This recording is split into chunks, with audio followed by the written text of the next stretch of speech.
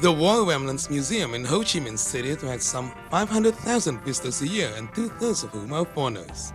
Its exhibits focus on American war crimes and atrocities such as the My Lai massacre and the devastating effects of Agent Orange, a defoliant widely used during the war. The US was actually to open the first exhibit of its own at the museum this year, detailing Washington's extensive efforts to remediate wartime damage. However, it is indefinitely on hold after the Trump administration slashed foreign aid.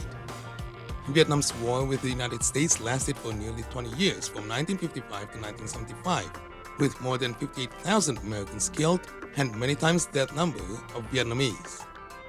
For Vietnam, it started almost immediately after the nearly decade-long fight to expel the colonial French, who were supported by Washington, which culminated with the decisive defeat of French forces at Dien Bien Phu in 1954. It was a war zone when I was here before, and undeveloped. Way didn't have any high-rise buildings. It was a beautiful town on the Parfum River. I got a chance to see the Citadel when I was here before, and but everywhere you went, you knew it was occupied territory with our military. And now you just see the hustle and bustle and the industry, and it's just remarkable. Hazelton's tour, just shy of his 80th birthday, takes him back for the first time to places he served as a young draftee. These include Hue, the former Phu Bai combat base on the city's outskirts, and Da Nang, which was a major base for both American and South Vietnamese forces. The end of French Indochina meant major changes in the region, including the partitioning of Vietnam into Communist North Vietnam under Ho Chi Minh and US-aligned South Vietnam.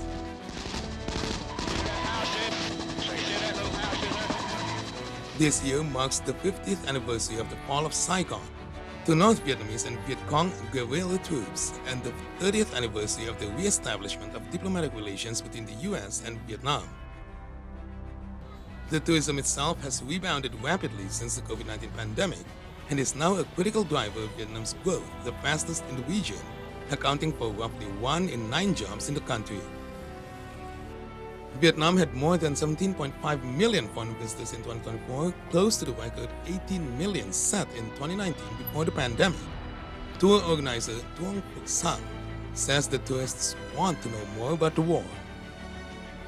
Đến Việt Nam, hầu như hơn 70% khách du lịch nước ngoài sẽ ấn tượng về cái chiến tranh Việt Nam, và đặc biệt ở tại thành phố Hồ Chí Minh, cũng như là cái tên gọi mới và tên gọi ngày xưa là Saigon, thì người ta sẽ tìm đến đó là bảo tàng lịch sử đầu tiên.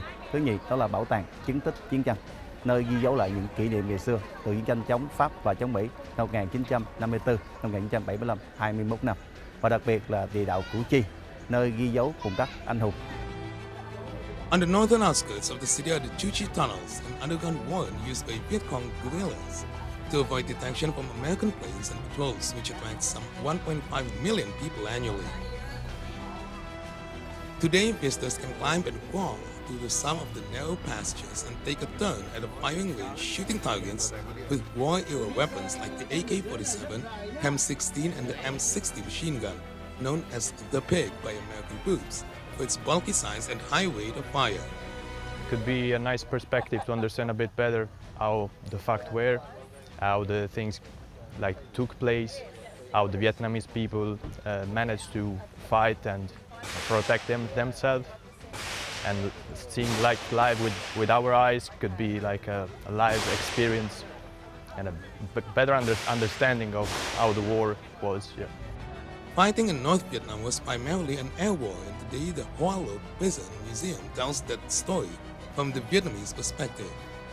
Sardonically dubbed the Hanoi Hilton by inmates, the former French prison in Hanoi was used to hold American prisoners of war, primarily pilots who were shot down during bombing raids. Its most famous resident was the late American Senator John McCain after he was shot down in 1967.